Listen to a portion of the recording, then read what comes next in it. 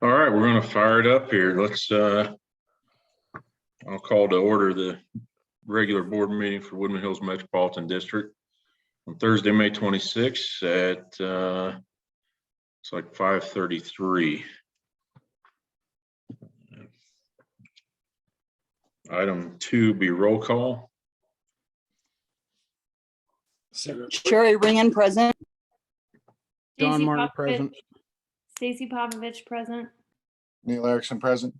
And Troy Stinson present. That's 5. We do have a quorum.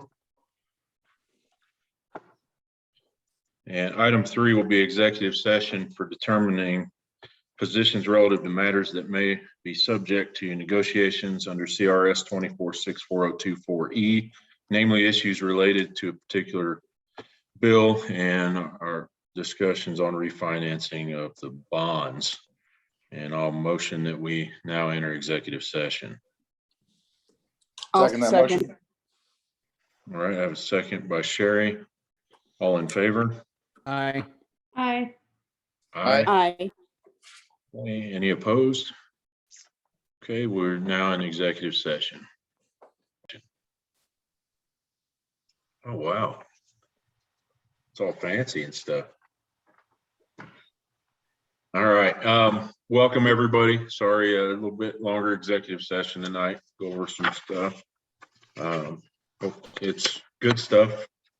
So hopefully it all works out as planned and comes out very good. We'll be able to brief you all on it once negotiations are all done and everything. So, but welcome.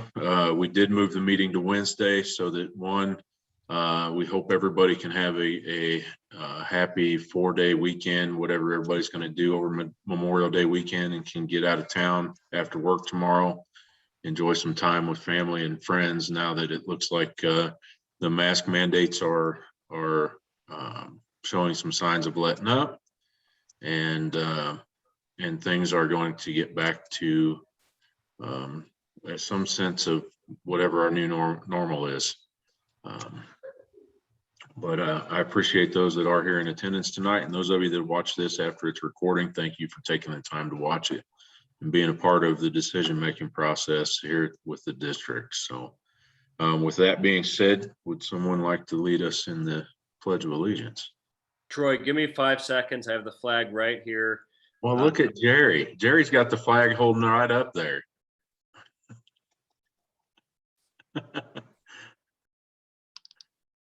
Nobody? No takers? Judy, how about you? I'm gonna put you on the spot. Okay, I just unmuted. I don't have a flag though. Nope, Jerry's How do got I it right get- there. I don't see anybody. Okay, here we go. I pledge allegiance Allegiance to to the the flag flag of the United States of of America, America, And and to the republic for which it stands, for which it stands, one one nation, under under God, under God, God, indivisible, with indivisible, liberty with liberty. and liberty and justice justice for all. for all. All right, thank you. I muted mine because it gets to be a bunch of echoes. It sounds like we're all singing together and. All right. Item 5, approval of agenda.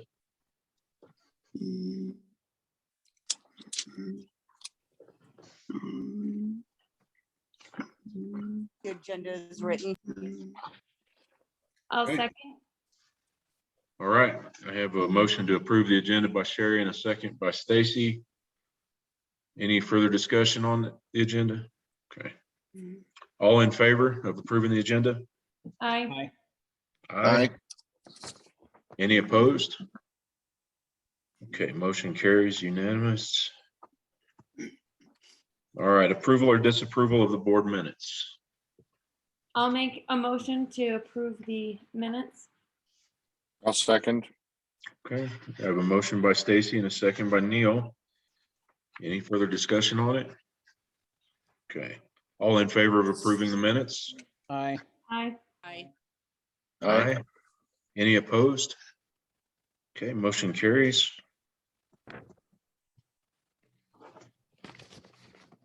And item 7 will be attorney's report.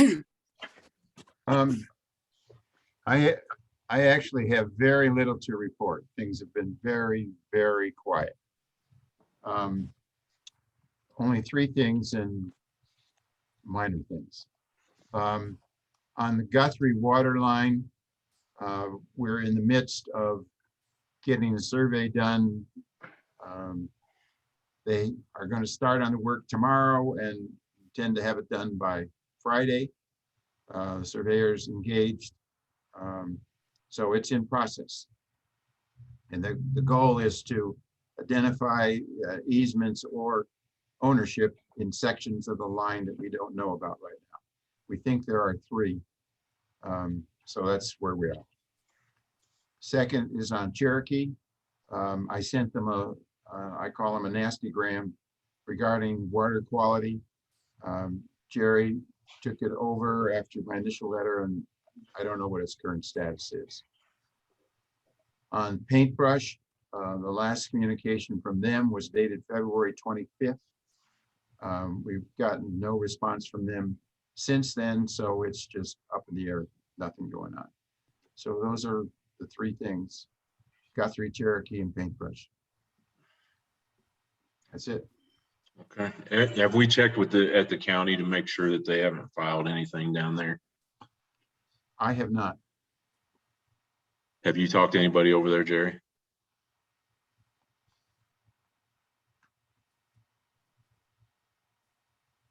You're muted.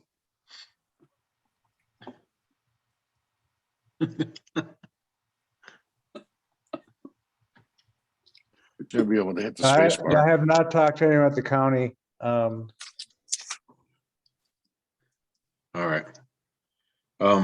Let's just make sure that they're not trying to surprise us going through a county process without giving us first notification. We're talking about Paintbrush, correct? Yes, All right, I'll check with the county. just based on past history with them. All right. And I sent an email to the lawyer today saying, we haven't heard from you since February. What's going on? So that's where we are. Sometimes no news is good news, I guess, True. but normally it means something big's coming. Well, we shall see. Okay. Thanks, Ted. Say the Q word, by the way. What's that? Yeah, I knocked on the table here because I was like, as soon as he used that word, this guy's gonna fall. So. All right, item 8 will be approval or disapproval of the financials.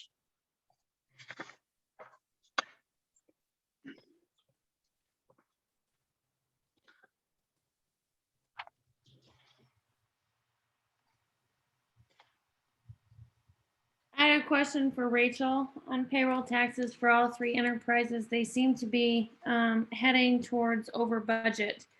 But if you look at salaries, they seem to be in line. Were they underestimated?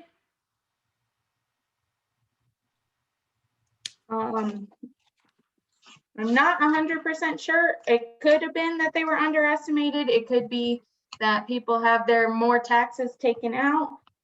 It just depends as far as payroll taxes go.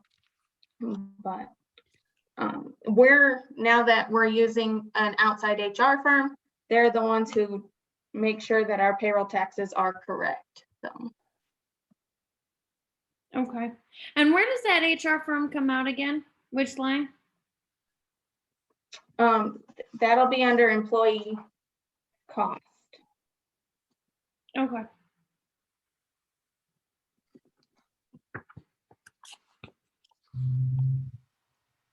I'll make a motion to approve the financials. Accept the financials. Have a motion to approve the financials by Stacy. I'll second. and a second by John. Any further discussion on them? Okay, all in favor of approval of the financials for, Aye. Aye. aye? Was that everybody? Thought I only heard 3. Any opposed? All right, motion carries. All right, item 9 is the Woodman Hills Metro District revised standard specifications. And Jerry, I'll let you take that over on that. Thank you for the notable spec updates because 138 pages was really fun to look at. Well, I hope you had a good time reading all that. So that list is just changes that we've made in the standard specifications. Some of them have actually been in play for some time. They were just never made official. However, we do have the prerogative to change our specs anytime we want to. So there was a little catching up to do. There are other things that I think the main thing really about the specs is at one time, you know, as well as everyone else, that the lots in Woodman Hills were very large, which made it so that there was no problem getting a water and sewer tap out to the street, from the street to the house. Now lots are down to 35 feet. So if we have 10-foot setbacks, plus we have to have 10-foot separation between the water and sewer, plus they want to get a driveway in there, there's no room. So a common practice is to put the water and sewer line in the same trench.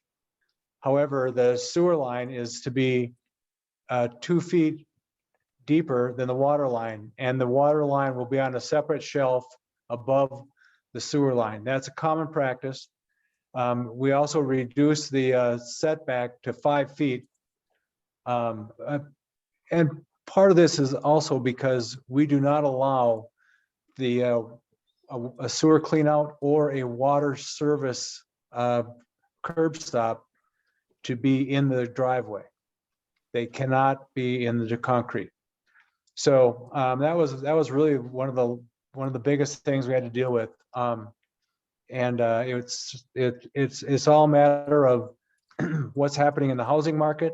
In order to keep houses down into a price point that people can afford, the lots have shrunk considerably. So that's the main one. If you had any other questions on any of those, I'd be glad to field it. But mainly what I thought was appropriate is that you knew that we had made these changes and that the board would approve our spec book officially.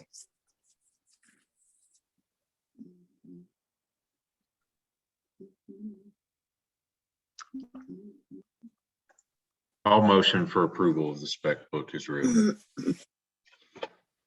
It was really enlightening reading. Well, I'll second the motion. Okay. A motion on the table by me and a second by Neil to approve the spec book with the updates. Any further discussion on it? All right, all in favor? Aye. Aye. Aye. Okay. Any opposed? Okay. Motion carries.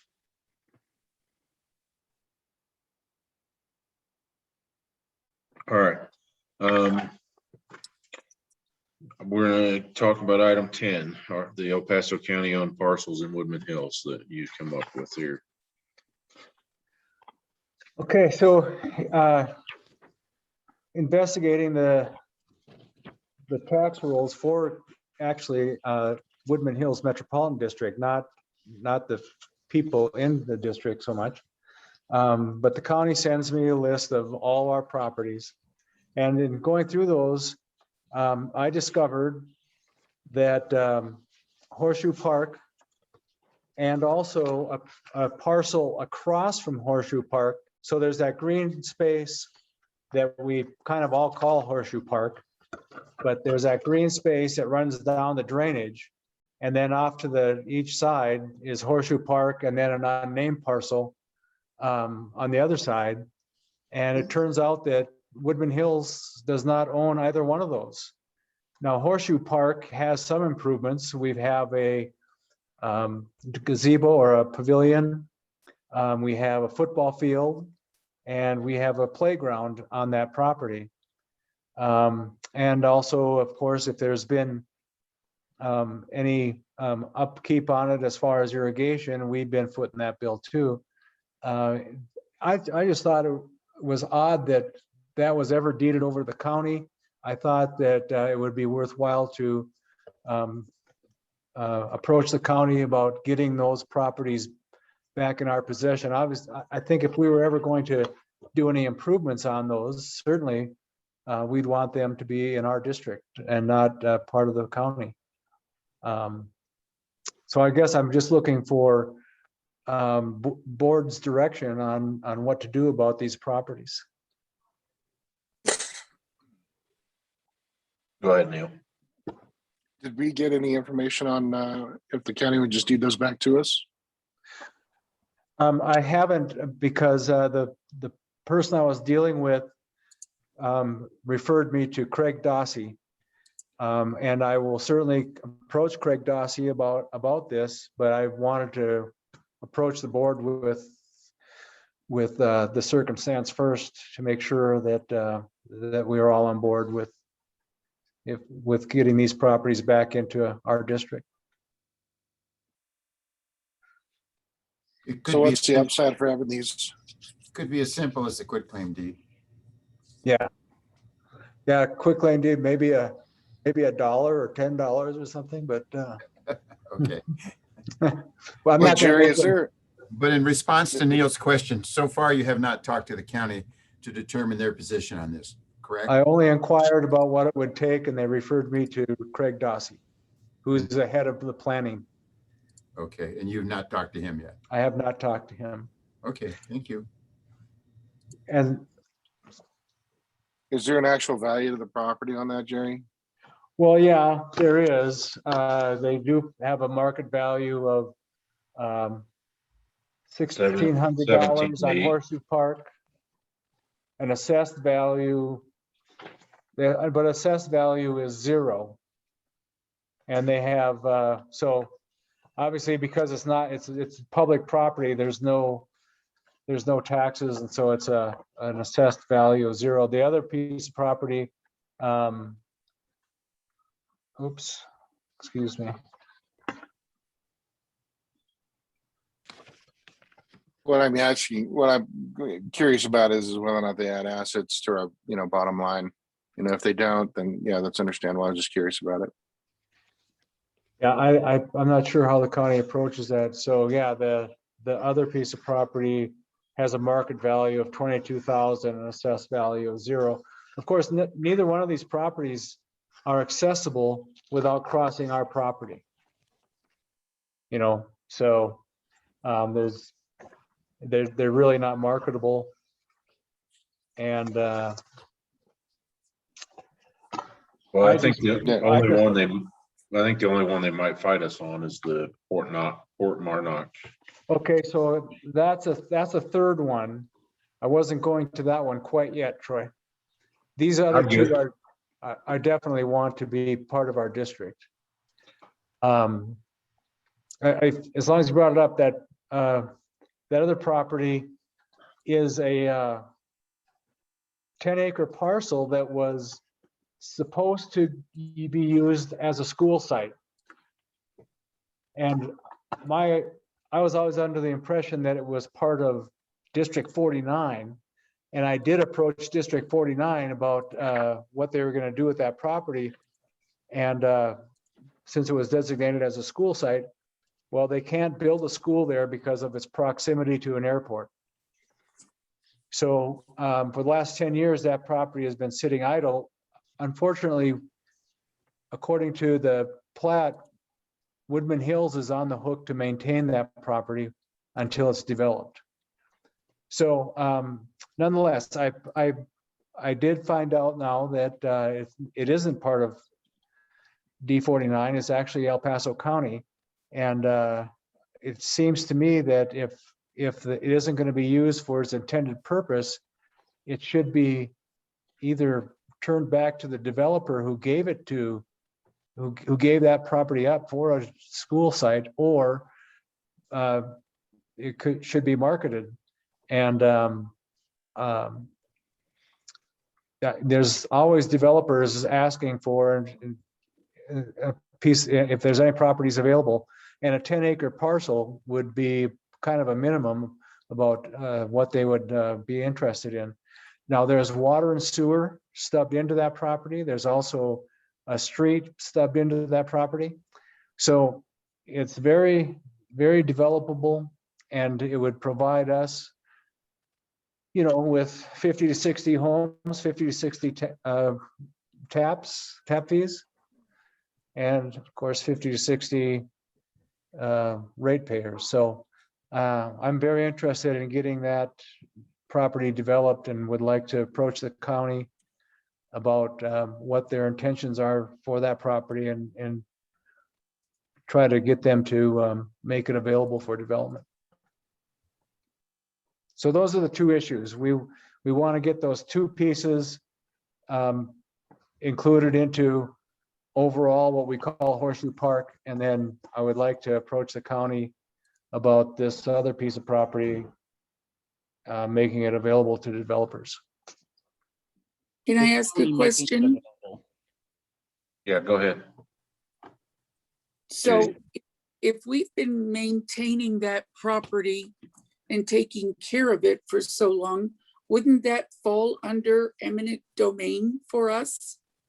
I don't know. I just, You cannot have eminent domain against another public entity. oh, I see. Okay.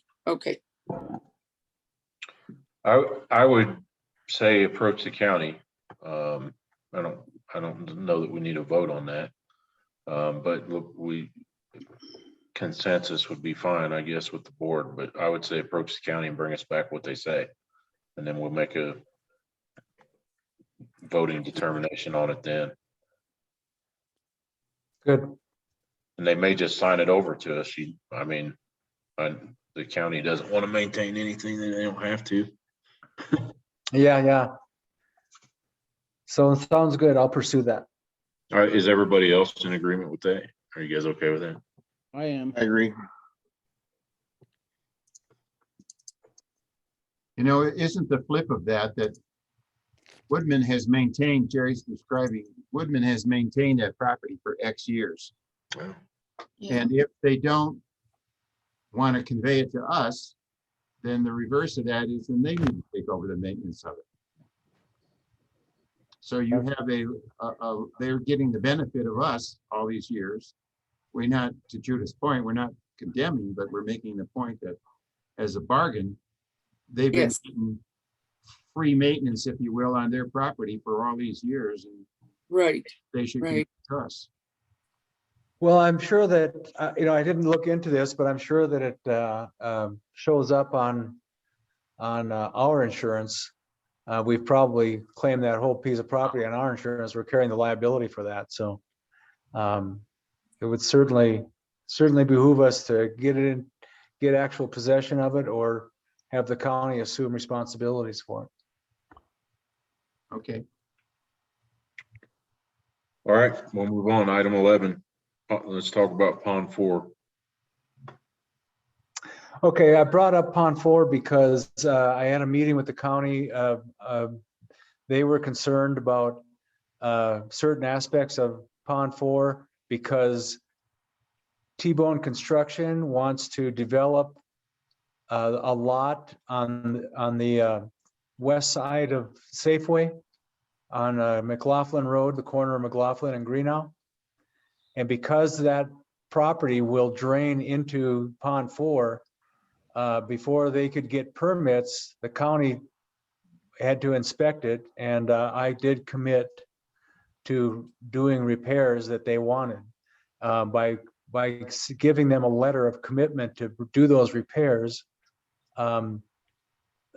they would allow the permitting process for T-bone construction to proceed. It isn't a lot of repairs that have to be done to satisfy that aspect of it. However, in the inspecting it, there's obviously been some silting and things like that, so they have to be cleaned out, which I have working with T-bone construction to have that cleaned up. But it's an example of what we have to do in our drainages in order to maintain them. And the problem that we have is that we do not have a funding apparatus in place for drainage. Drainage is taken out of sewer fees right now. And this is something that they tried to accomplish with the last service plan amendment, is getting the ability to charge our residents a fee for drainage, so that aspect of our operation is funded. Any rate, that's I just wanted to bring it to your attention. I think that this is another point of the amending the service plan that we have to consider.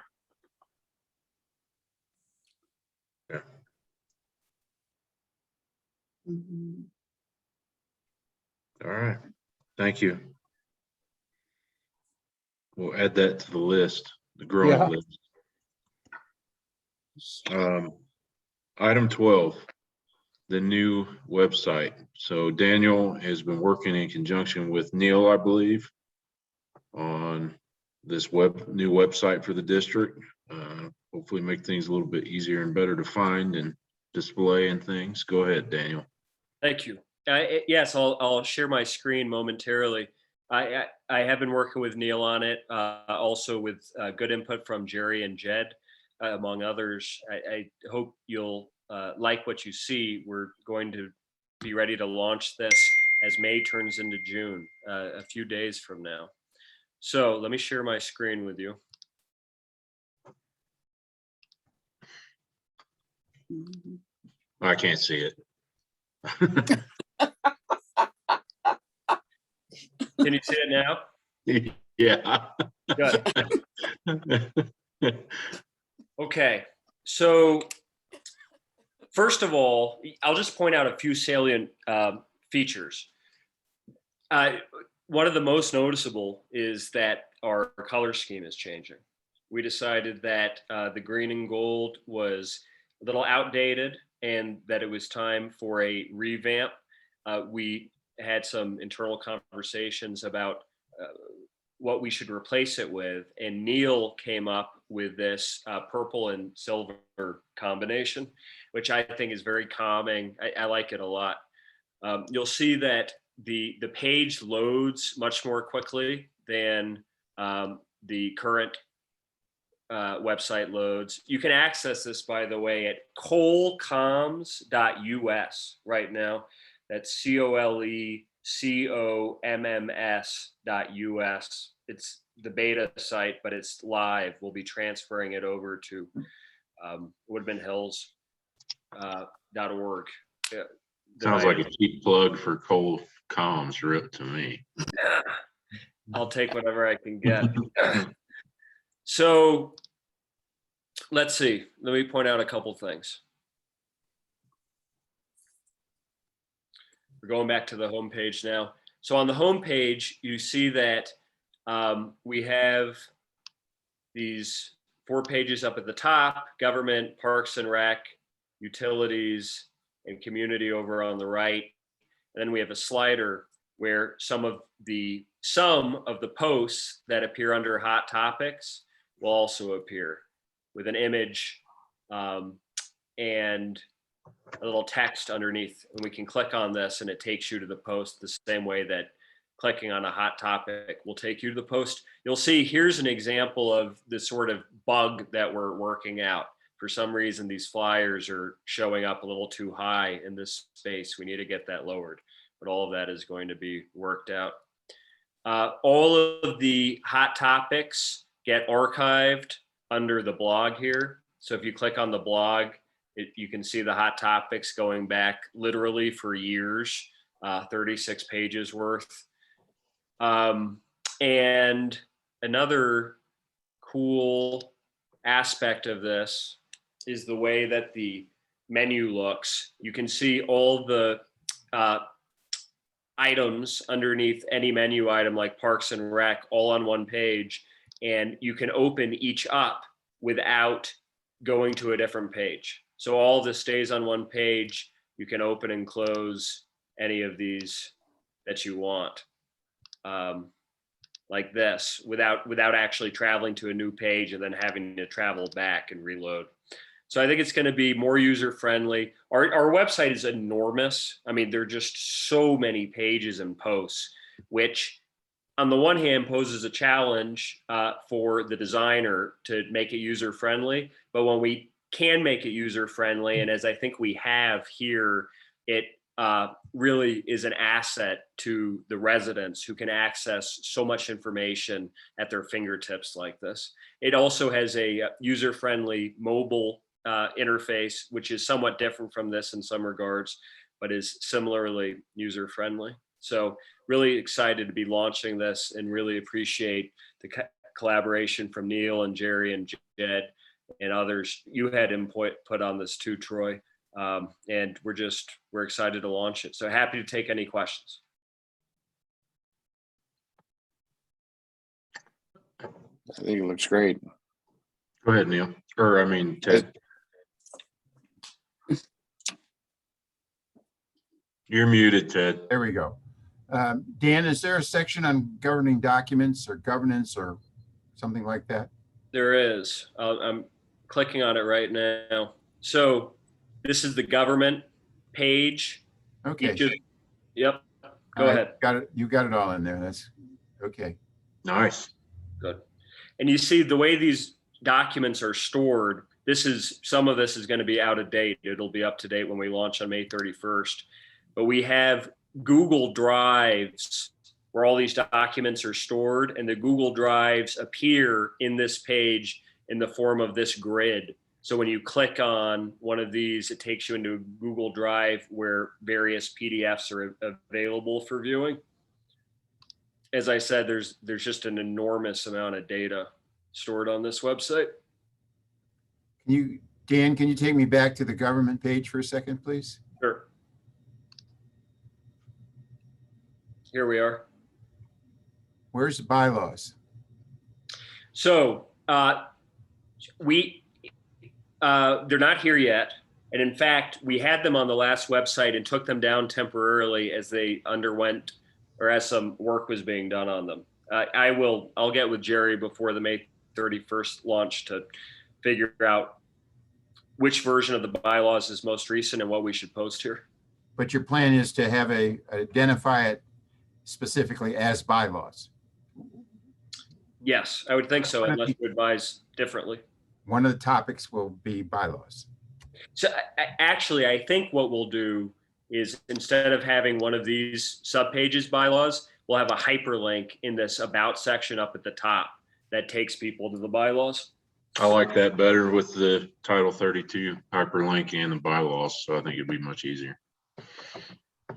Just so long as it gets in there. Okay. And it's got somebody help me. It's bylaws and it's got another additional name. Bylaws and resolutions. Rules and regs. Is that what Rules it's and called? regs, yeah. Okay, thank you. Nice. I like it. Thank you, Troy. Hang on, I got another question. Sure. I hope you're not sending people into Colorado Revised Statutes Title 32. That's just the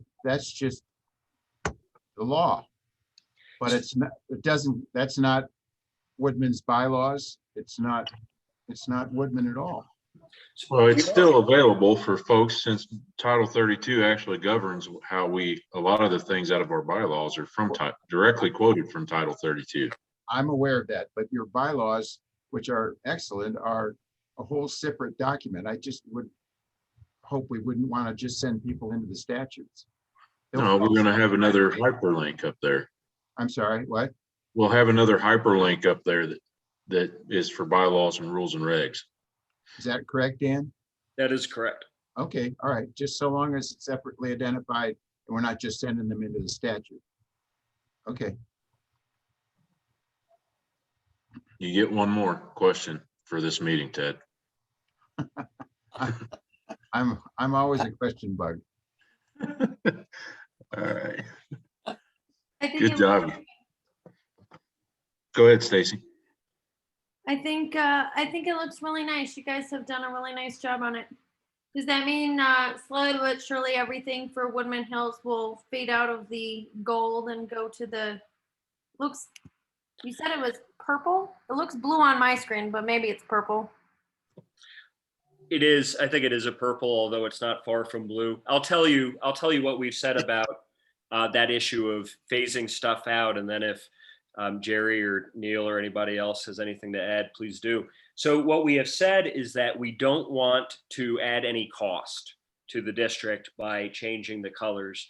And so I believe the plan is to keep everything the same color until it comes time in the natural life of that logo or sticker or whatever we're talking about to replace it. And then when it comes time to replace it, we'll replace it in the new colors. But we won't prematurely terminate the lifespan of anything only in order to change the colors of it. Excellent. Good job, guys. Very nice. Very nice. Thank you. All right, anything else on the website? And we're gonna go live with that 1 June. Correct. All right, we will move on to item 13, Parks and Rec report. You're up, Jed. You've been waiting all this time. All right, here we go. Kind of go through some of this stuff fairly fast and then other stuff for discussion. Maintenance, they've been doing a good job trying to get the irrigation system up and running. In certain spots, obviously difficult around RCE right now with all the construction. Halfway through installing fence over at district office around that garden, which we'll get to in a little bit. Installed our tent for concerts that didn't last through the storm, so we do have to get some replacement parts for that. But anyway, they've been working pretty hard, just trying to maintain everything. We finally got our summer crew hired and ready to start in the near future here, so that'll alleviate some time for these guys. We did get some stonework done over at CCW. I think I included those pictures for you guys to check out. Definitely looks way better than it did, prior to the repairs. A lot of stones were falling off or had already fallen off and were gone. So they did a good job there. And we are almost done with the kitchen expansion over at CCW. Our cooking and baking classes have outgrown that small kitchen. So we've expanded that by taking that wall down between the office and the kitchen. We have texture work being done tomorrow, I believe, and really going to open it up. We have 20 kids signed up for our baking camp, and we just basically outgrew that, and the whole concept of going back and forth to the boardroom with ingredients and things like that didn't make a lot of sense. So it was the smart move there. I'll go RCE edition. They are actually working. It's kind of nice to see. Parking lot, the gutters and curb system are in. They're working on the electric right now as far as the new light poles and those types of things. So that's kind of taking shape, which looks really cool. The gas and electric lines, I actually reached out to Elliot earlier today. Let me just grab my papers here to see if he had any updates on us, for us rather. So Gas line looks like it's going to be done next week.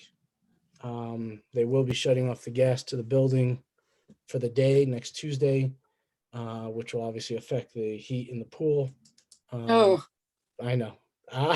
So I'll hear it Tuesday and Wednesday, but anyway, they're going to get that done, relocate the gas line next week, and then the electric line is coming soon after that. So once those are done, they can kind of start the dirt work over there and get everything prepped and ready for when the steel is delivered. So that's kind of the update on the new addition. Positive, we did get a $30,000 credit for our grading insurances. So that kind of came back to us, which was a nice positive. So that's kind of the update. The last thing is I did include some pictures. I know that trees coming down were a point of contention. So we've done a really nice, I shouldn't say we, Sherry's husband was kind enough to cut some tree pies for us and put a nice little collage of pictures of the Bennett Ranch and Bennett family. And that looks really, really cool. And they're ready to be hung once our new building is completed. So we're going to hang those in there with a nice little plaque for them. As far as RC Edition, I think that's about it. Any questions on that before I keep going? All right. Activities, soccer just ended. We had over 100 participate this year, which I thought was fantastic, especially with COVID and everything else going on. Asked for feedback, didn't get much as far as, they'd like to keep playing Meridian Ranch as much as they can. I think it's because we beat them the majority of the time, which is kind of nice. But anyway, that went really well. T-ball is starting up this week. We have 56 signed up for that, which I thought was really nice also. Disc Golf League just is coming to an end, actually. We had 22 participate at Disc Golf League, which was double what we had in the fall. Gentleman named Shane Prezi kind of spearheaded that as the quote-unquote commissioner and did an awesome job. So I just want to kind of thank him for taking the lead on that. Kind of ran really smooth, even with the bad weather in and out all the time. So activities are going well. Concert in the park. We tried it. It didn't go as well as we hoped. Weather obviously toyed with us a little bit on Saturday and Sunday. We did run it Sunday. We did have 50 people show up, which was nice. Switching things around kind of messes with food trucks and everybody else. We tried to get it postponed to this coming weekend. The band wasn't available. So Sunday was kind of the best we could do without losing it completely. And like I said, weather kind of messed with us a little bit. But moving forward, hopefully we get nice weather like last year, and the next 4 will go fantastic. And the goal is also to have them back at RCE. Looks like parking lot is going to be done by the next concert. And actually, there was one note, kind of going backwards here, as far as the seating. As soon as they're done with the asphalt, they're ready to seed. And then the question for you guys would be, do you want them to seed now? It'll take 8 weeks before we can get people on there. They can increase the price for us and go with hydro seeding or straw blankets over top of everything. That reduces it to a 4-week time period, or they could just leave it as dirt for now and seed in September so that we could run our events on there for the time being. So that's kind of a question for you guys to make that decision, whether you want seeding done now or you want it done after the concert season in the fall.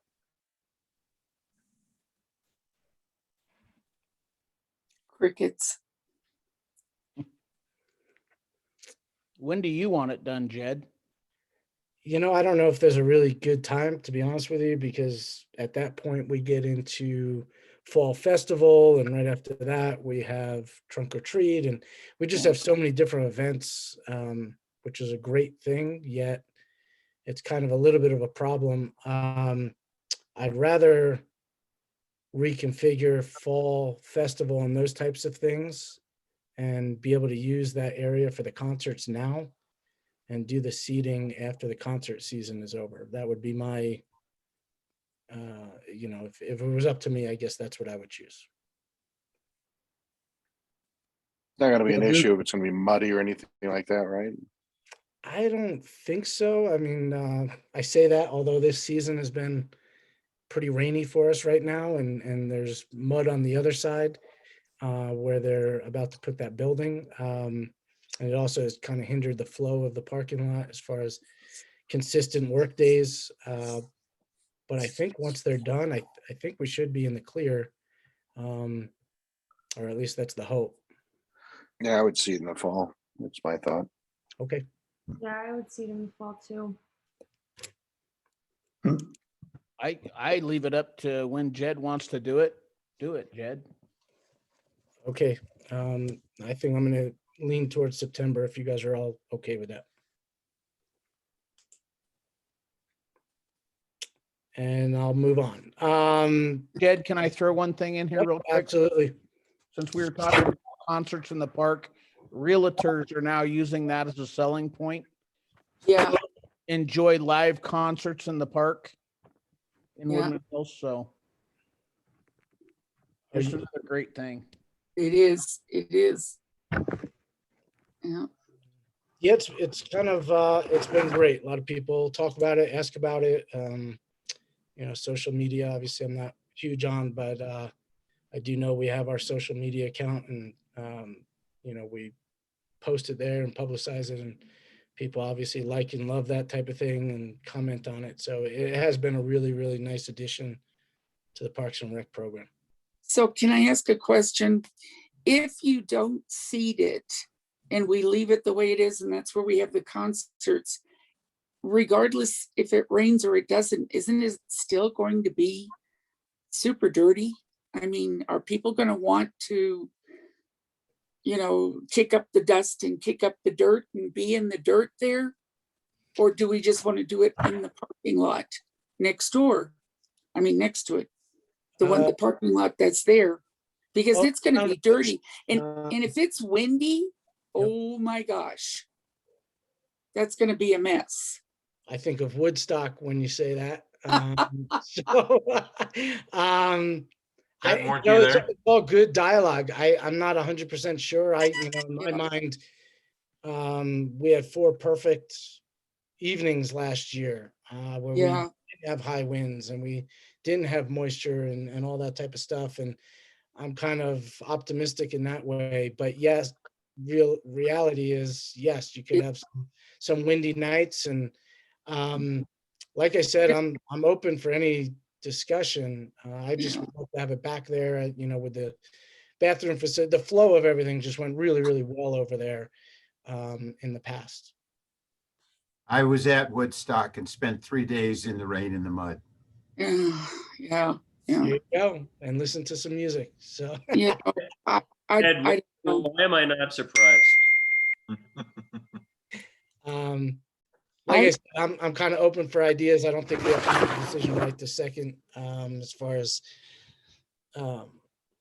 whether we see it and kind of move off to a different area, or we kind of hold it until September. I just, I don't know. I just think with our winds and the way things are, I think we're all going to be eating dirt that day. But, just a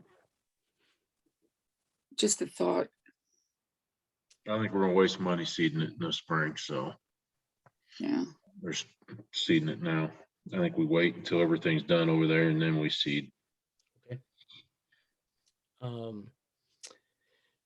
Moving forward, balcony bathrooms, the second architect proposal finally got to us. So I believe I attached that to your board packets. You have one somewhere right around 32,000. The other one, I think I put 17. It's more than that because I forgot to add the, sorry, let me just grab my paperwork here. I believe it's 28,000 if you add up all the little fees that he has in his proposal. Basically, those are design and all the documents that go with that, the architect's paperwork, structural engineering, mechanical, electrical engineering, consulting fees, planning department fees, all included in those two proposals.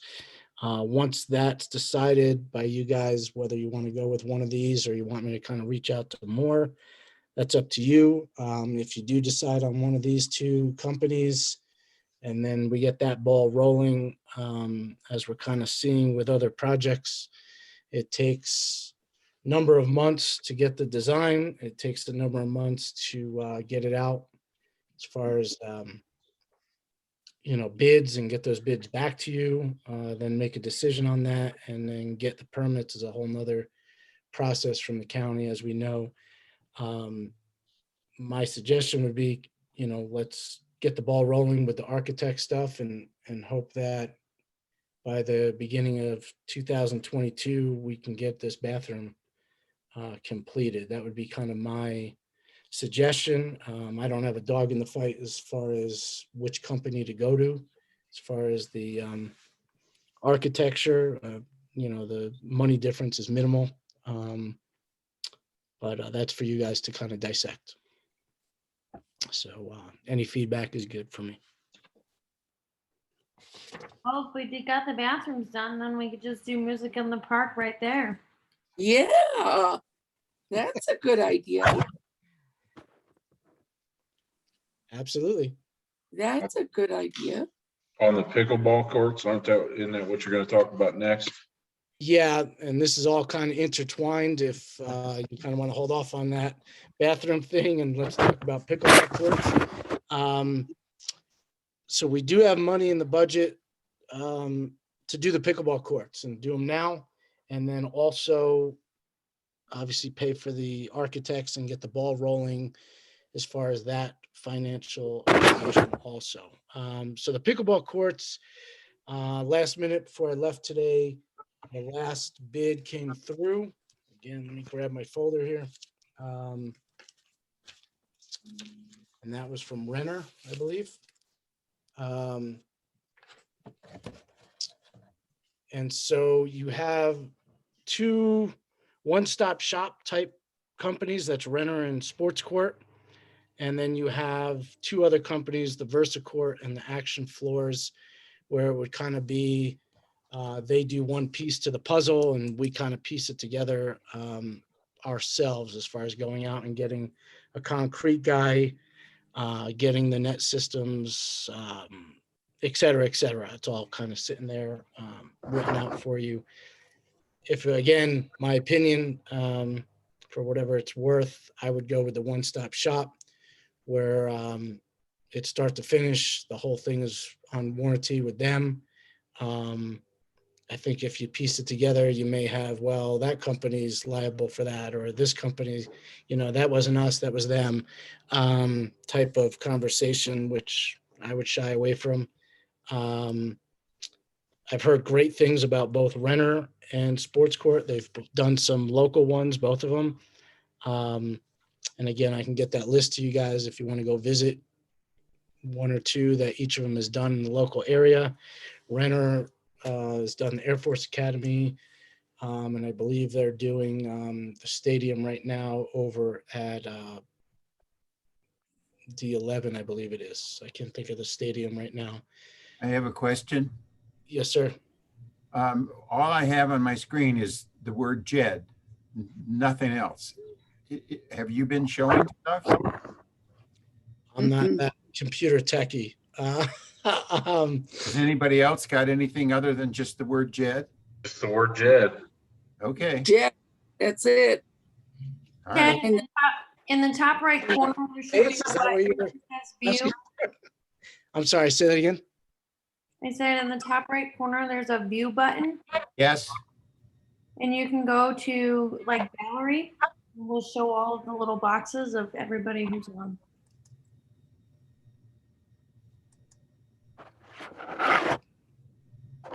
The board, you guys all have this in your packet, correct?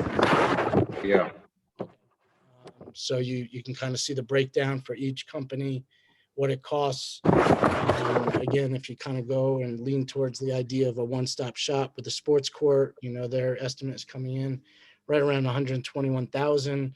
Renter Sports, which I got you guys towards the end of today, theirs comes in right around 88,000, but it is, if you read his exclusions, it excludes the grading, which I'm not exactly sure what that would cost, but I can't imagine it's $35,000. So their overall price would come in a little bit lower than Sports Court. And again, like I said, I've heard really good things about them. I know they're doing one right now local, or a set of them, I should say. Anyway, that's kind of the information. Again, it's intertwined with the bathroom in the sense of, again, my idea, if we signed a contract with the architect to do the bathroom project, sorry. Did you well, you're a rough one. We can't hear you. Sorry. If you signed a contract doing the architect work for the bathroom, we got the ball rolling on that. And while we're waiting for that to kind of take fruition, and then eventually get that bidded out. In the meantime, we could have pickleball courts for our community completed. We have the money in capital improvements. There's some leftover money from the flooring, I believe, over at district office. There's some money left over from the lobby remodel. And then obviously a lot of money that was allocated for the bathroom itself. So again, information, food for thought. Let me know how you want me to proceed on those two projects. So we'll take the pickleball court first. Okay. And that's 4 courts and they're going in where? So it's funny, Sports Court sent me 2 bids, one for 4 courts, one for 3. Everyone else sent me for 3. So the renter, that's for 3 courts. The initial idea, if you know where the porta potty is at Balkan, they were going to go in that area, that corner, side by side along that fence line, so that we didn't disturb any of our soccer fields, t-ball fields, that big field that we have. It also allowed you to put the bathroom centrally located by the fire hydrant, where it was easy access from people playing pickleball, easy access from the soccer fields or t-ball fields, and then easy access from the playground and basketball court area. And so we're trying to figure out a nice centrally located area for the bathroom. So that was my initial game plan, as far as the pickleball courts over by that fence line. It also allowed you, if you wanted to grow it, again, my mind is kind of thinking the same route as our disc golf. We put in 9 holes last summer to see how the community or people outside the community would engage with it. It's kind of taken on a life of its own. We built another 9 holes for that. My idea with the pickleball, build 3 now, and still leaves a good chunk of land right next to it to build another 3 or whatever next to it and attached to it down the road. So it was kind of the game plan. Okay. So you would prefer the 3 instead of the 4? If you guys want to spend money on 4, we're cool with 4. I think it's a Well, I huge, mean, I don't want to spend money on anything, okay. but let's get that clear right now. It's the concept of we're offering more to the community. The community is growing. do you kind of go somewhat small with 3 and then slowly grow it? Do you go for it and go a little bit bigger right now? It saves you a little bit of money, down the road, as far as, you get 4 for what the guys say, 148, basically 150. If it was me, I'd be comfortable with 3 now. Let's see how the community engages with it. Let's see how much use it gets, and then we can grow it. Well, since my opinion is, since we're trying to also move forward with this bathroom project, is to go with the 3. Okay, I'm on board with that. I think we need to take a look at how everything's going to lay out in that field to see how we can maximize the use out of that field. You got gonna have 2 soccer fields plus pickleball courts plus a bathroom. I think that little attention has to be made to some of that detail. Yeah, that's if we want to fast forward to the turf fields, which is towards the end of my report, it's kind of intertwined in here a little bit also. We're using a lot of water. I believe, and Jerry can correct me on the numbers here, but I believe it's about 2 million gallons of water over there at the park each summer to maintain that, plus obviously the man hours and that type of thing. So we're talking about a good chunk of money each year that we are using over there. One concept or idea that we were throwing around, and I've met with a couple companies who are toying with some different concepts for us. But one idea is the soccer fields that we paint, which are 90 by 150. There's 2 of them. Have those turned into an artificial turf field, or fields, I should say. Where therefore, at least it eliminates about 1/3 of Balkan Park as far as reducing the amount of water that we're using and the fee that comes with that. So that's one idea. The other idea that they're kind of throwing around, and obviously we'll get a price quote on this for down the road, is turning the entire thing into artificial turf and eliminating the water and maintenance over there completely. So that's another concept kind of intertwined in the idea of the pickleball courts and the bathroom. Obviously the pickleball courts reduce some of the, not a lot, but a little bit of the maintenance and water. And then the bathroom does a little bit also. So it's kind of intertwined in all of this. I think that's why Jerry's bringing up the idea of the layout as far as where those soccer fields, if we decided down the road or next year, we wanted to put 2 90 by 150 soccer fields, how does that lay out? And where exactly do those go in conjunction with the bathroom and the pickleball courts?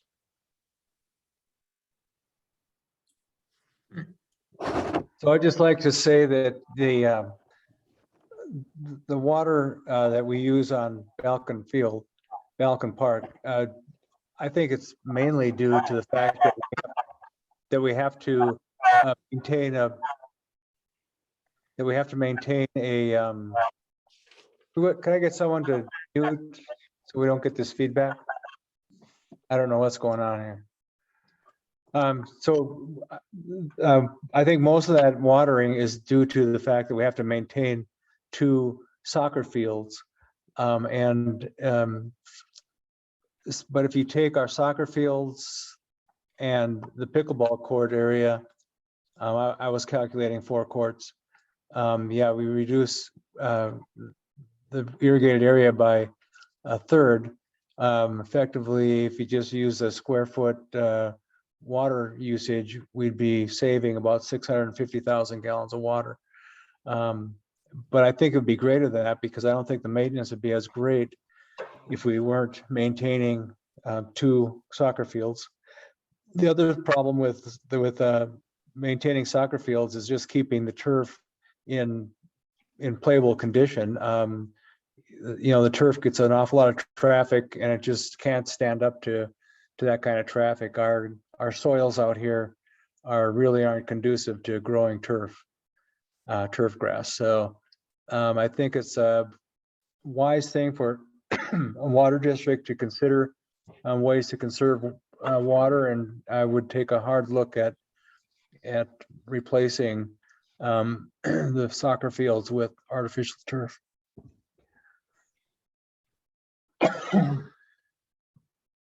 And what's the cost? Again, I have a couple companies working on the artificial estimates, artificial turf estimates for us.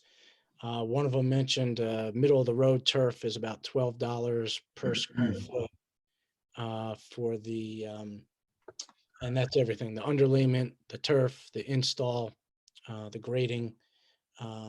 So this field is about, the two fields combined with a little strip in between them is about 30,000 square feet. So about times $700,000, Yes, sir. $750,000. Can you do a cost breakdown on that? For, what the return on the investment would be?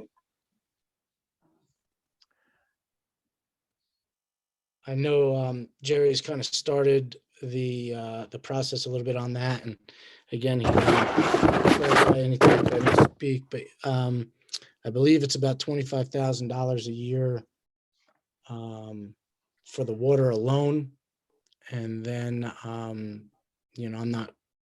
don't have the numbers as far as how much it costs, man hours and gasoline and sprinkler heads and everything else that goes into maintaining that field. But if we average it off to 30,000 a year, I think is a pretty fair number. We can obviously reduce that by putting the artificial turf in. Well, Did It they was, tell you how long the turf will last? I'm sorry, two people were speaking. Say that again. Did they tell you how long the turf will last before it needs to be replaced? I know some of the field turf has to be replaced every couple of years. Yep, the one we were talking about, Middle Road, was 12 to 20 years.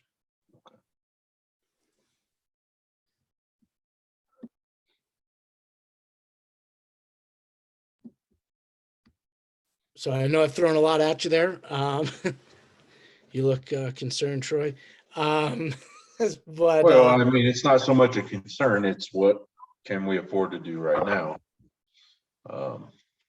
Budget wise, to stay okay in the budget for this year, and what can we take a piece of this year and move to next year? yeah, and for me, when I'm looking at the numbers, I think we can do the 3 pickleball courts now. I think we can get the ball rolling and with the architects as far as the bathroom, and then finish that off as soon as we get the permits. And my guess would be early 2022. We have the money for both of those as far as the architect piece and the pickleball courts in the budget now.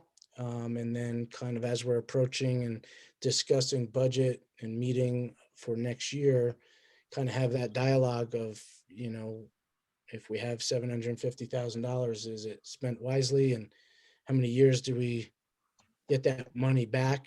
And I think intertwined in all this is, my vision of Balkan Park is to make this like a mini sports complex. And I think we started that last year with adding the outdoor basketball court that didn't exist. If we get the okay tonight to add those pickleball courts, you then add a permanent bathroom structure, you have your playground already. We obviously are already running numerous different sports and festivals and things like that at the field already. So all of a sudden you start creating this vision of a mini sports complex. And that's kind of what I see long term. So I think the turf is a piece to that. I think it makes us unique.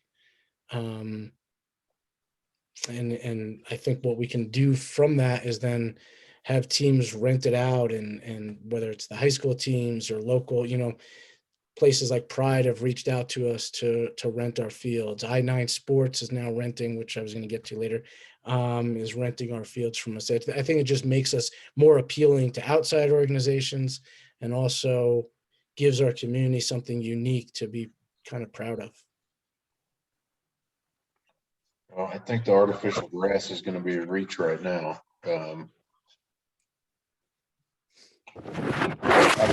I personally would like to kind of wait on the artificial grass and see what determination we get from the county on the Horseshoe Park. As far as, is it more beneficial to keep soccer fields at Balkan, or is it more beneficial to move them into the larger space at Horseshoe? Space wise, you know.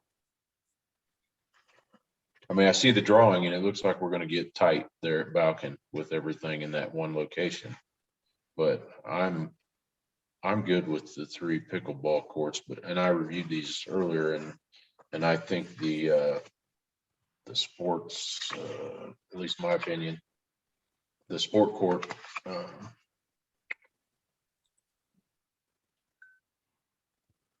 3 courts with for the 120, 302 look like the cleanest bid to me, as far as having everything in one bid and not having to deal with multiple companies for grading. And the thing I'm concerned with is there's a lighting piece on there. And have we reached out for a good solid cost, or is that just their ballpark cost for the lighting piece?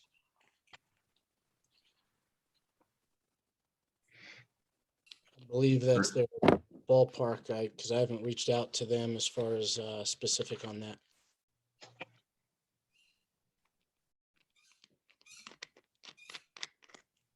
Because there's a couple of extras on there that are options, like the windscreen,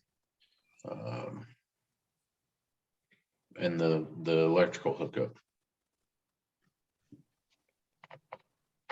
And I just think that needs to be planned out for the whole park, as far as, because we're talking about investing a lot of money in the park there. So you're not only going to need lighting for everything out there, including the bathroom facility. So we're going to really need to probably flesh out that bathroom deal to see what kind of lighting and electrical demand we're going to need out there. Because we don't want to double pay for anything. We would rather, if we know we're going to need this much lighting or this much of electrical utility out there, it's better to just pay for it up right now, to have it there and already done. Yeah, I didn't have the intentions of adding lighting to our pickleball courts. I think when it gets dark, it's dark, and we close down our parks. You mean you don't think the residents would appreciate everybody yelling and screaming out there at 10, 11 o'clock at night? Some of them may. And as far as the windscreen, that wasn't on my radar either. Okay. Fencing. So, those optional things weren't things I was looking for. I was looking for a nice 8-foot solid fence, the black vinyl fence, the fencing in between, obviously, so your ball isn't disturbing the game next to it. The 1 gate, 3 regulation size pickleball courts, and the net systems. Okay. And all these bids went out. These all came back from RFP process. So. Yep, that process went out. We posted that at the Ranchland News. Okay. Well, board, what do you think? Are we in the pickleball business in Woodman Hills? Yeah, I think we should do the 3 pickleball courts and maybe start the RFP process for the bathroom to make sure that we're not double backing once we get to the bathroom as far as utilities. Do we need to talk about parking? It's all around the park. But if you have 2 soccer games or 1 soccer game, since my son plays for Liberty Tree, that whole area was full of cars and then you add 3 pickleball courts, are the neighbors going to start complaining?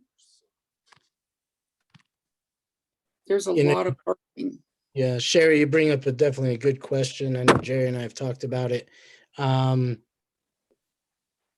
not sure what the remedy is off the top of my head, but parking can be an issue. I know when we ran our military appreciation day there, and obviously we have cars all over the place. I haven't personally gotten a complaint about that. Usually they're short term in the sense of we start games around 9, we're done by at the latest 1 o'clock, and they kind of know it's a short term type of thing. I think if it was every day, all day, I agree with you 100%. We would start getting a lot of complaints.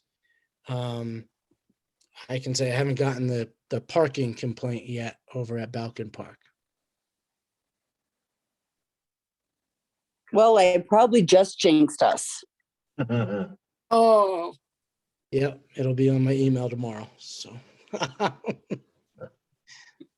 Well, I mean, it's better to know now than get beat up about it later. I think the pickleball idea is great. I like it. I think it fits. I looked at the little diagram that you provided there. It appears to fit in there nicely and leave some room. There's no measurements on there and stuff to see how it actually spaces out, but I would say to go, at least my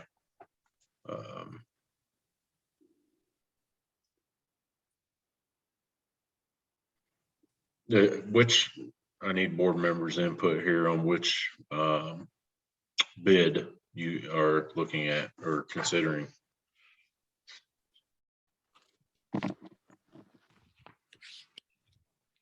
So kind of going back to what Jed said with the Renner coming in at $30,000 less. The only thing that it doesn't include compared to Action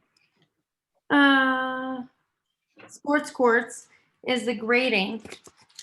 I mean, Jed is already on point for the rec center. Do you want the one and done for 125 or Renner where you have to get a grading company in there to do it while handling the rec center parking lot at this point?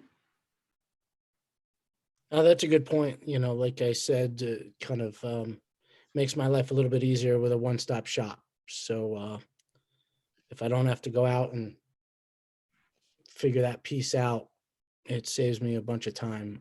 So I definitely appreciate that concept. But like I said, it's balls in your court. If you guys want to go with Renner, I'm very cool with it. If you want to go with sports court for a little bit more, very cool with that also. Jed, wasn't sport court for 4 courts? They sent us 2, and I thought I had put both in your packet. And if I didn't, I apologize. There was 4 courts for 148. And Okay, I there have was, I'm sorry, say again. I have that one. And then there was a 3-court proposal for 121, or just under 121. Did I not add that one? And theirs doesn't include the grading, but sport courts does Yes. for 120 for 3 courts. Yes, sir.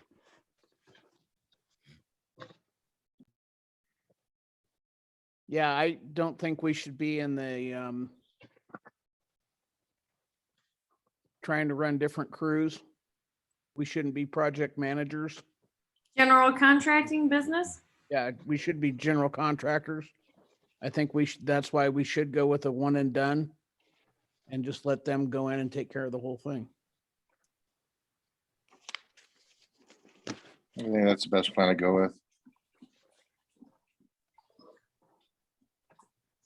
Okay, if you guys are all on board, then I will, So I'm going to go ahead and motion that we move forward with this sport court tennis proposal and bid for the 3 courts It's 6,528 square feet for the estimated cost of 12302. I'll second. Any further discussion on it? Just real quick, one question, Jed, what's the time frame on that build out? When will it be ready? I'm gonna double check with them tomorrow morning and get back to you.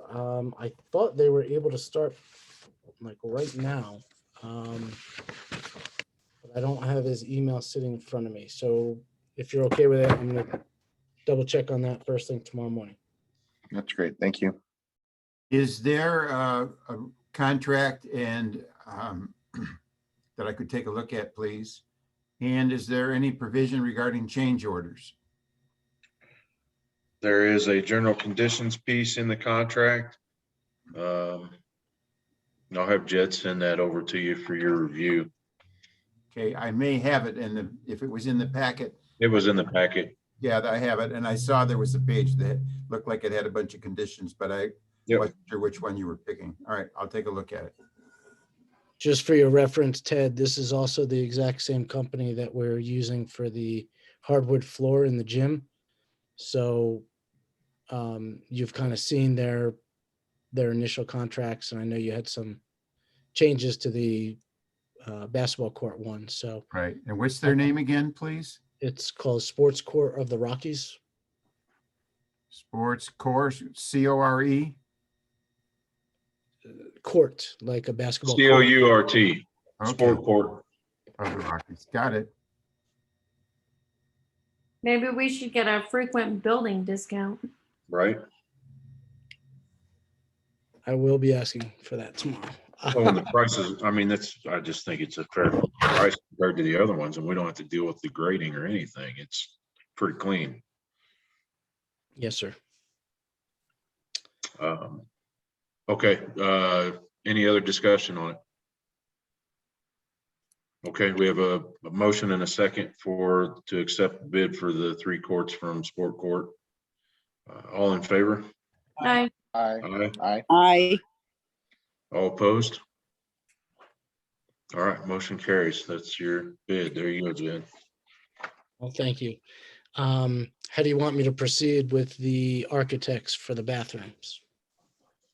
That is going to need to, you're going to have to contact them to get they didn't provide any architecture when they responded to the RFP. For the bathrooms, we haven't done that process. So the process for the bathrooms is architect, they do the design. Then we take that design and put it out for bid. Once we have our bids, you guys vote on whether you want to proceed with one of them. And then obviously sign a contract with them to start the process of getting the permits done and getting the construction done. So the preliminary or first piece to all of it would be getting the architects to design this thing. That's what the two proposals. What's the architecture cost? There was 2 I shot you. One was 31,000 and change. The Oh, other- that's what that's for. Yes. And then the one that said modular building though. Say that again. I'm sorry. The one says modular building. The concrete modular building, correct. So does that mean Why would we pay $30,000 for the design of a bathroom? That seems outrageous. Well, the other way to go about this is we can kind of do our own proposal to the county, from what I'm understanding. Try to get the permits, and then again, it's a piecemeal process from that point on, right? We have to hire the cement, we have to hire the grading, we have to hire, and I had gotten preliminary bids on those things. That's what some of the numbers were based off of. There's a prefab building. I think that's what they're referring to. Yeah, the one was for a prefab building, and I was like, that's a lot of money for a little prefab building out there. How about $30,000 for design work? who was doing the design work for 30 grand? That was in one of the bids. Yeah, It just seemed outrageous. Have we talked to JDS? I have not. Jerry, I don't know if you have mentioned this to them. The JDS doesn't do that kind of work. They wouldn't do the design work for a bathroom? Nope, that's not their forte. Okay.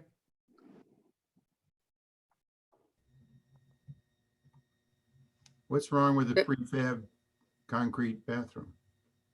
no, I don't mind if it's concrete, but as far as them just bringing a prefab building out there, I mean, are they pouring the concrete on site? Are they bringing in slab?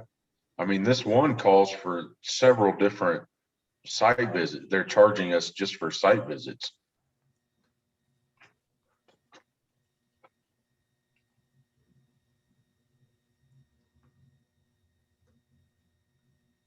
Yeah, that's the John Nelson Associates. Yeah. Um, I mean, how many site visits do you need to measure it out there? I don't know the answer to that, but yeah, to me the numbers seem crazy. We're getting a mechanical engineer, electrical engineer design, structural engineer, architectural engineer design. I know we need to be ADA compliant, so I know there's pieces to this. I can keep reaching out to some different architects or reach out to some other companies that do this or have done it in the Springs area and see the route that they've taken and what companies they've used and one-stop shop type places. Yeah, let's do something. Let's do that. Okay. This seems absurd that we'd be paying that much. Hey, I mean, I know we pay a lot in engineering and stuff for some of these other buildings, but I mean, we're talking about massive buildings and things of that, not a couple room bathroom in a park. Yep, absolutely. I will start the process of reaching out to some other Parks and Rec as far as what they've done for permanent bathroom structures at some of their facilities. Because I don't think the other districts have, I have, well, other than the golf course has some permanent ones out there. So might reach out to Meridian or over to Antler Creek and see if they still have any kind of documentation on the costs for what they put out there on the golf course. Those are, I think, generally what we're looking for. Okay, I'll start there. I mean, does anybody have anything else on that? since we're a frequent builder with hammers, do they have a design build? They do. They do, and their proposal came in at 200,000 last year for everything. Oh, that's, So that's why we started the process of kind of looking for other companies. that's right. I remember that price tag now. Thank you. Well, and I mean, I think we're going to be in that ballpark when you're looking at $30-some thousand just for design on this. I mean, I have a feeling we're going to be in that. I would hope we could get it done for 75 to 1,000 or so, but I mean, it just looks like with that cost estimate for just the design, we're looking at a couple $100,000.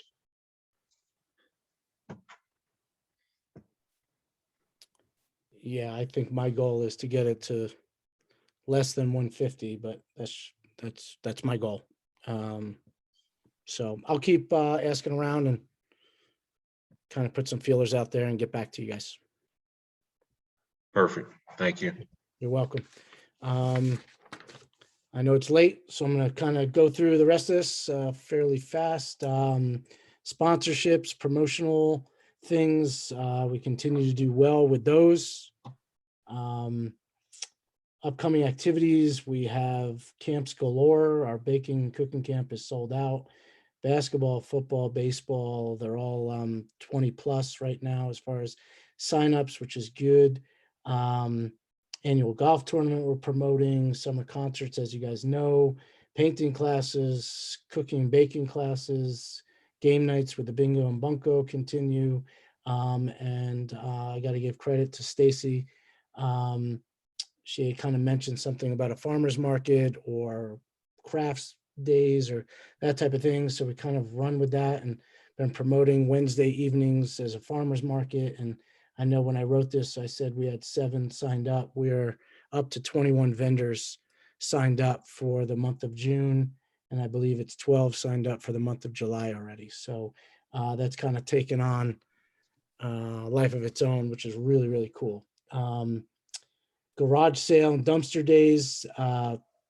We've been promoting that. You can kind of sign up your house or your address at garagesalesfinder.com.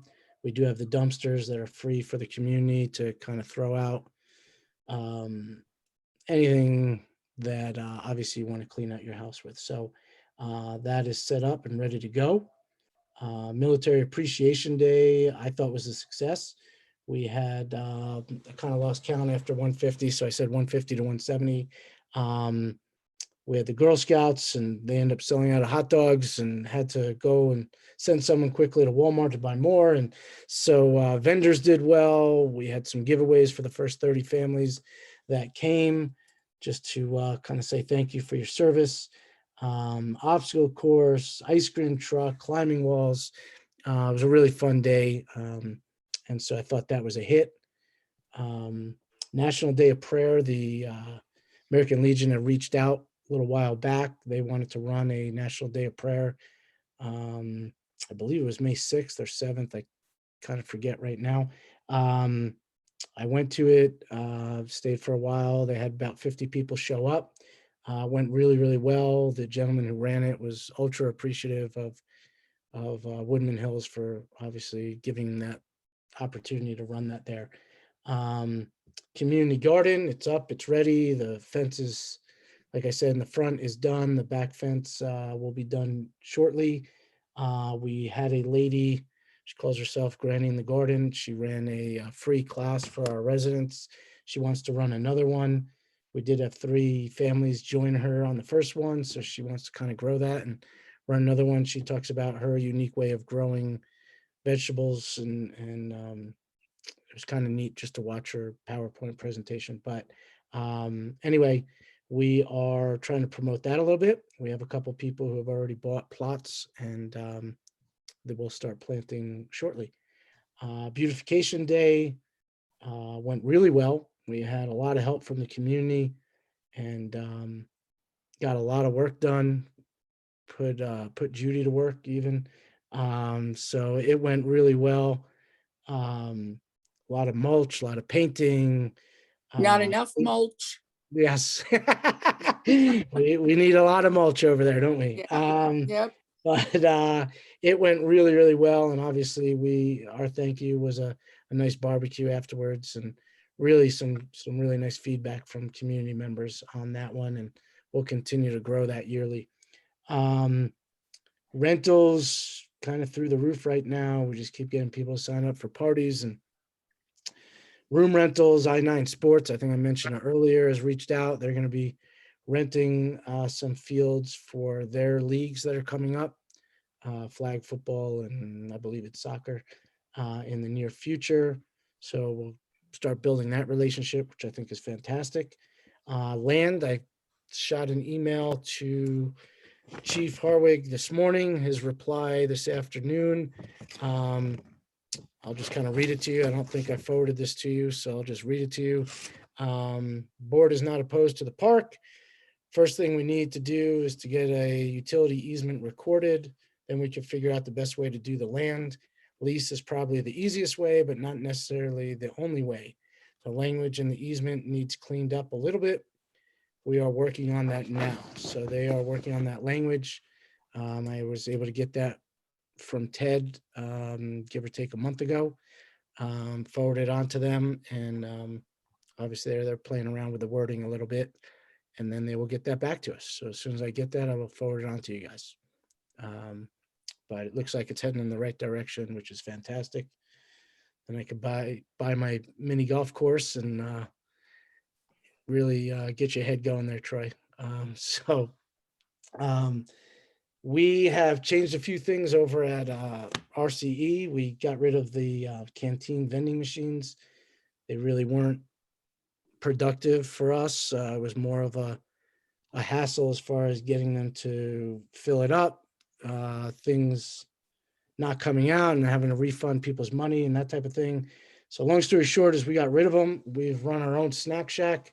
The numbers, comparatively speaking, to the $2 or $10 or $27 that we were getting from canteen. So I shot that to you guys, the first month, $154 in sales, 194 in April. We're over 150 again in May. So 50% of that is profit. And, obviously we're buying the snacks and things to sell. So it's a 50% profit there. Way, way better than the few bucks we were getting from canteen. So I think that's been a really cool addition. Numbers overall are kind of through the roof for us, and we're pretty proud of that. As far as people are just signing up and purchasing swim lessons and the classes and sports and et cetera. And so I know I shot you, I believe, a copy of the Max Galaxy report that we print out at the end of each month. And you can see our numbers are pretty good. When you compare them to last year, we're almost there already. We're not even 5 months in. And if you compare it to 2019, which was a non-COVID year, the Max Galaxy report shows right around 76,000 that was brought in. So we're knocking on that door also. So we're kind of proud of that. Last few things, outdoor swimming pool.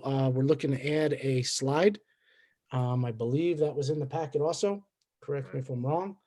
And let me grab my folder here. So that is a portable slide. Good thing is you can kind of get it out of the way down the road if you extend that pool or do something else with that area. Obviously, you can move it around. So I'm kind of looking for an okay to go ahead and purchase this thing. I think it would be a nice little addition to our community. Give them something neat out there that comes in. Right under $9,000 to purchase that. So I'm going to kind of throw that at the board and let me know what you guys think. Troy, as usual, I have a question. I told you you had one more. This is it. Well, we'll see. Do you need to let the insurance company know that you're adding the slide? I did, sir. It's a $65 increase in our premium. But it is covered under the policy. Yes, sir. Okay. 65 a year or 65 a month? I believe that was a year. I can double check on that.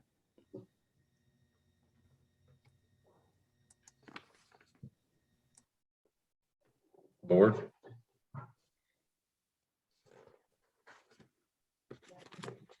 Slide fits within budget. Yeah, if the slides fits within budget, go ahead. I know the slides are hit inside. Yeah, I think if the slide fits in budget and we go with budget, I think it's a great addition for the homeowners. Yes.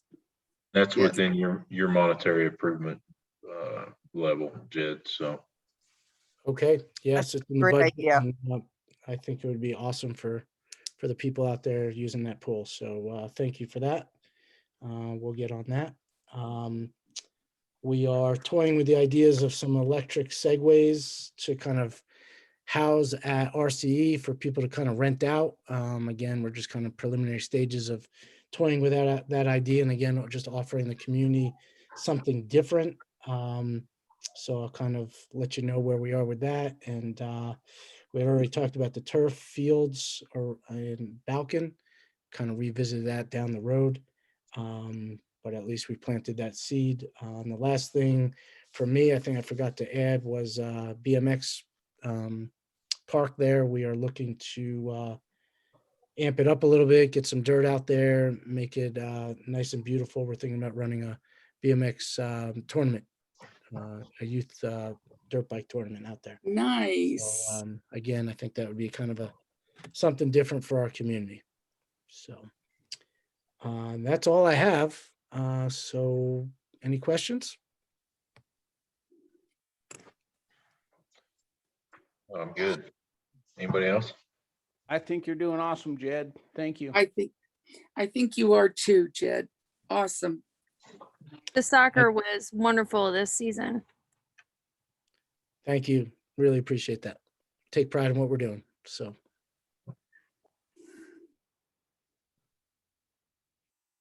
All right, we'll move on to item 14, water and wastewater report. Right, we're see a new motor for our Meridian lift station. That's a 2,500 pound unit. We have to hire a crane to lower it down and get it installed. Unfortunately, everyone's so busy, having a hard time getting a crane on site. The force main installation for the campground is completed. They're part of our sewer customers right now. So it'll be a new ratepayer. For the wastewater treatment plant, the plant continues to run in compliance with our discharge permit. We had a Cubwater, which is our supplier of polymer, as polymers are one of our major expenses out there. They work with us to reduce our polymer dosage, and we'll see how well we do on reducing our costs there. Sludge quality is excellent, and our polymer dosage absolutely affects the quality of the sludge that we discharge. We went through with a our water source used to be Meridian. We did have water to the wastewater site from our district. We went ahead and put in a few hundred feet of water line and turned Meridian's water off, and now we're totally on our own water source. So that was a good job done by the staff. Meridian was obviously charging us a fee for that water that we were using. Originally, we were, of course, hooked up with Meridian and using our tank as a Meridian tank site. And so we were actually supplying our own water. But when we cut that off, we became Meridian's customer, and we wanted to check that as quickly as we could. On the water side, everything's going well. We do have one well that's the LFH2 that has to be pulled out. That we believe that's going to be a warranty issue for Applied Ingenuity. They have not been able to be on site yet. Again, they're very busy. They're also supplying the pump for FP3. As I said earlier, that pump was delayed due to material supply problems. It's rampant in the industry. Last we heard, that pump was assembled and they had epoxy coated it. And so as soon as that has a chance to cure, it'll be shipped and we'll get that installed. The pumps for FP3 are critical for our operation, upgrading our operation. That pump house has had problems since its inception. So with the new pumps, it should relieve the operation problems that we were having there.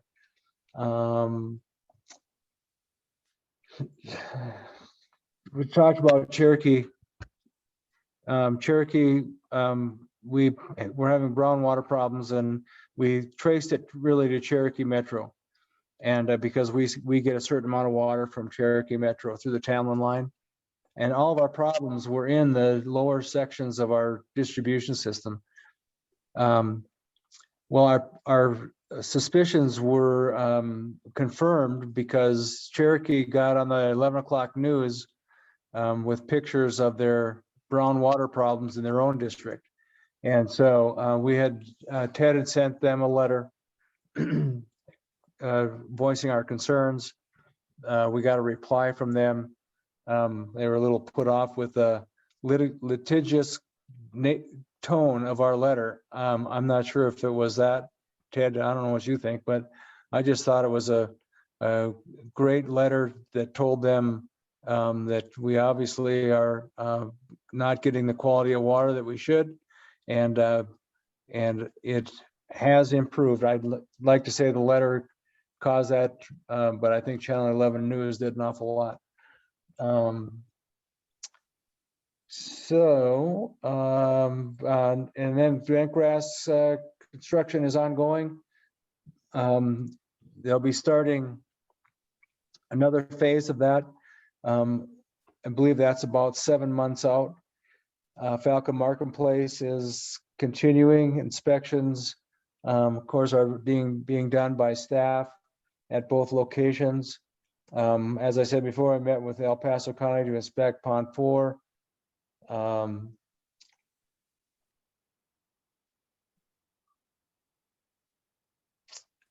again, that's because El Paso County was delaying projects until they had made an inspection and got a commitment from Woodman Hills that they were going to correct those problems.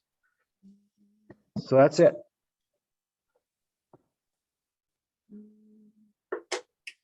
I suppose I should mention that we had 2 of our staff members get test positive for COVID. So we are down 2 people. Anybody that was exposed or thought they might be exposed, they have the opportunity to work by themselves. They have their own pickup. We have various facilities where they can work, and so they are continuing to work and quarantine at the same time. We should start getting these guys back. I believe one of them will come back next week after the holiday. So, by the way, both of them are doing well. One is suffering a bit from a bad cold, he said. The other one is improving on a daily basis. So, Oh, that's good. That's good. Oh, very good.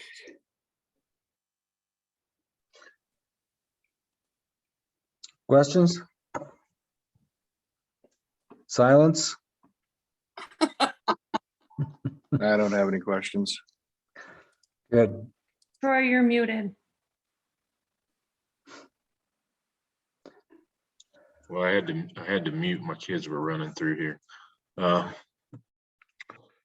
Thank you for the 10-year plan. I took a look at that. Looks good. I know that's fluent until we get the budget process, but I appreciate that. So speaking of the 10-year plan, it's kind of an updated number from the previous one. I did insert some monies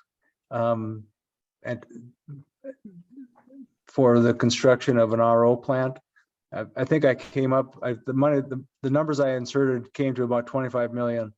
And obviously that number is also fluid. We don't have a number nailed down yet, but I thought it would give you a better idea of what we're facing in the next 5 to 10 years for sure.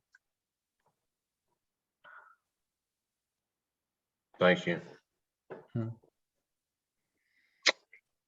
All right, item 15, items unfinished from previous meeting. I had a question if we got any further information on the fire station land. What's going on with that? Yeah, Jed just covered that. Everything's over with the fire station, just waiting on them. Okay, I misunderstood then. Thank you.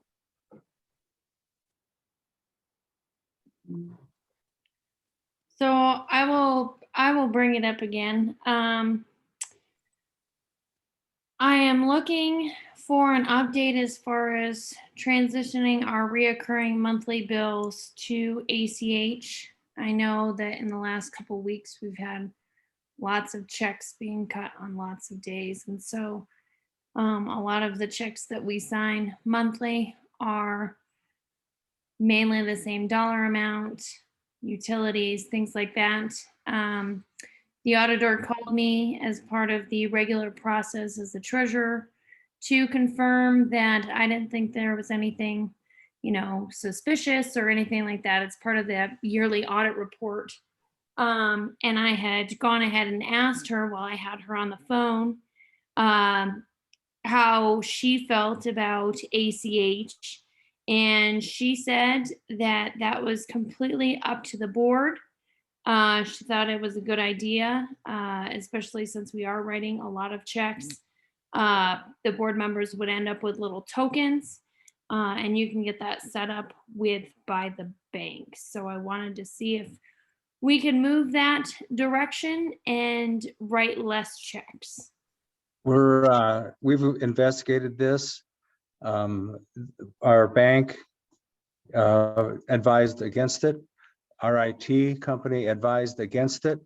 We are in the process of contacting other districts to find out how they handle that. So we will give you an update, but as of right now, I would have to tell you that we have people that I would depend on much more than our auditor that said not to do it. Who doesn't pay with ACH on just about everything? I do. That's how you get my bill paid every month. Well, John, we're a little different than an individual, and you're not audited every year, and there's no governing authority watching over your finances. We're doing what we've always done, that has always worked, and our auditor has been very happy with Rachel's work, and so I can understand ACH, but it will eliminate check writing. I don't think so. We have not checked with all of our vendors to know who would want to do this, but there's very likely that not every vendor is going to be on board with this. So, like I said, we're investigating it a little further, but as far as I'm concerned, if you move forward with ACH, you'd be contradicting our bank and our IT. Well, as the board chairman, I'm going to tell you, we are going to push forward with ACH. That's something the board is going to, and we're going to talk about that even further. Move forward with ACH, and we are meeting with Key Bank on Friday, I believe. We're going to kind of consolidate some of these many banking accounts we have in the district to one, to make things a little bit more fluid and a little bit easier. So those are going to be two things that are going to come down the pipe. So I don't know if this is helpful at all, but 2 years ago, the special district I work for, because it's only me in my office, I switched to ACH, and I only write vendor checks for random purchases like uniforms here or whatever. But all of the monthly bills, when I send out checks, I put in a little letter saying, hey, this is the system we're switching to. And I only had, I think, 2 that didn't have the capabilities of switching to ACH.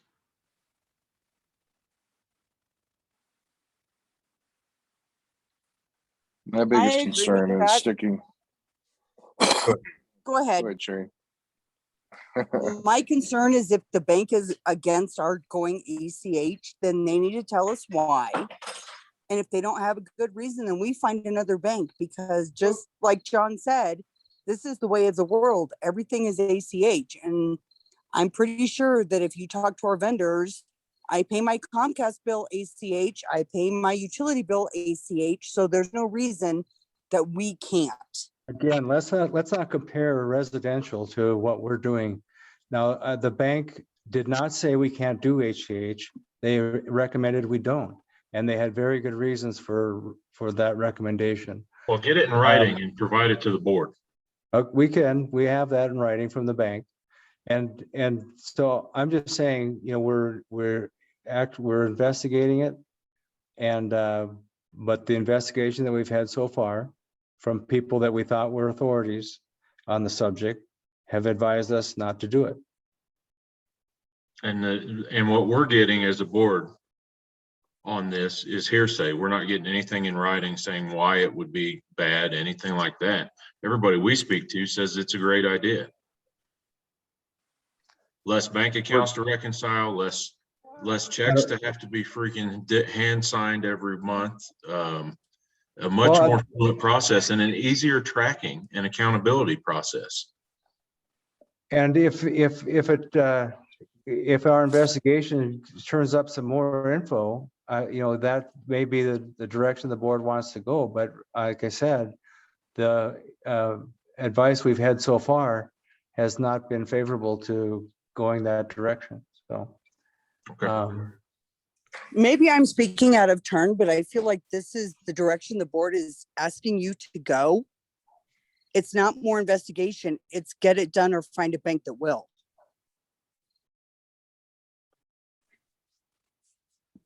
I think the biggest issue is just trying to stay concerned with everything works fine. I mean, you know, horses used to get pulled by buggies too, but we drive cars today. So we can look at the opportunities of what we need to do. I work in financial markets and we don't do any, you know, it's hardly done with checks anymore.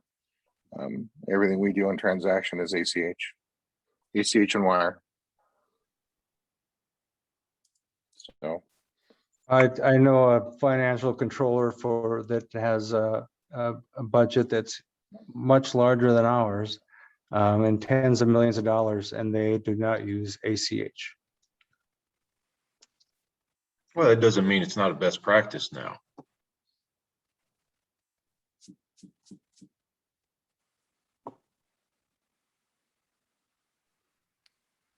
Well, if So we get let's that get the documentation together and let's start looking at moving, how we move towards that, how we move towards it in an ACH process as a district, so that we're not writing a million checks and we can get some better, and we have better accountability. I mean, I think it'd be easier for our audits, according to the auditors.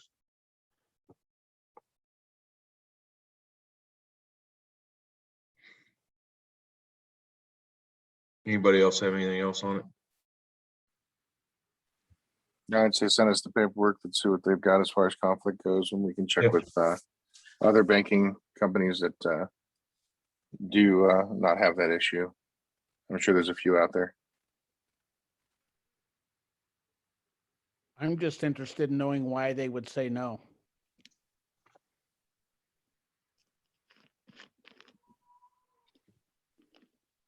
I think that was all the old business I had. All right. I would be curious to know if they charge us a check processing fee. There you go. It's more money for them, And checks are expensive. and checks are expensive. You're right. It's all comes down to the money, down to the dollar. Okay, I'm going to leave that at that for right now, for the ACH deal. Neil will have that discussion on Friday, I guess, with the bank and see what the Sounds good. drawback is. All right. Any other unfinished from previous meetings?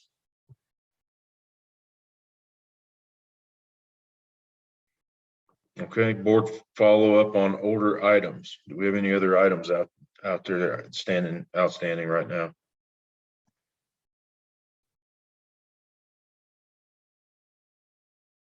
Okay, we'll open it up. Item 17 is going to be public comment regarding current board business not on the agenda. Is there any public comment out there?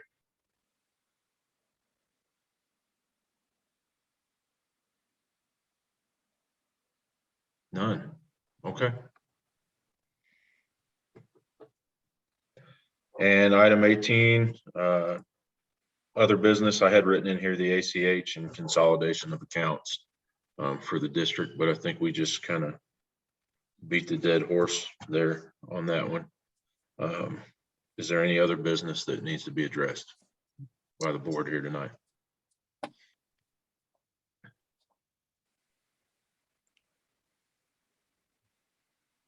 Okay, we will move on to item 19, which is adjournment. Do I have a motion to adjourn? I'll make A a motion to adjourn. Okay. I have a motion I to second. adjourn. I have a second. I second. by Sherry and a second by Neil. Any other discussion? I didn't think so. All in favor? Hi. Aye. Aye. Motion carries. We stand adjourned till the next meeting. Thank you, everybody, for attending. Have a good night. Thank you. Good night, everybody. Good night. Good night.